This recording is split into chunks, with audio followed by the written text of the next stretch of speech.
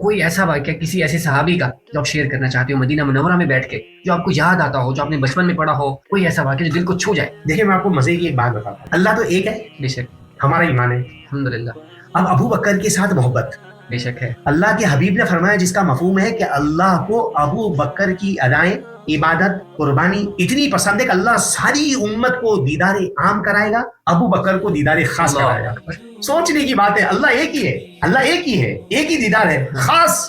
وہ صحابی رسول ابو بکر صدیق رضی اللہ تعالیٰ عنہ بڑے ان کے، میں آپ کو بتا رہا ہوں، اللہ رب سارے دروازوں سے پکار اور بلاوے کی. بلاوا ہوگا جی. ابو بکر وہ بھائی شخصیت ہے جن کو جنت کے تمام دروازوں سے پکار اور بلاوے کی خوشخبری دی جائے گی. اللہ ساری امت کو دیدار عام کرائیں گے، ابو بکر کو دیدار خاص کرائیں گے. سبب تو صرف اتنا ہی ہے، قربانی ہے. قربانی ہے، اپنا سب کچھ لٹا دیا، سب کو لٹا دیا نا، لٹا دیا. ہر چیز نچھاور کر. اور اللہ پوچھے، رب پوچھے، کائنات کا وہ رب ہے، ساری دنیا اللہ کن فیکون، اللہ کہتا ہے ہو جا، ہو جاتی.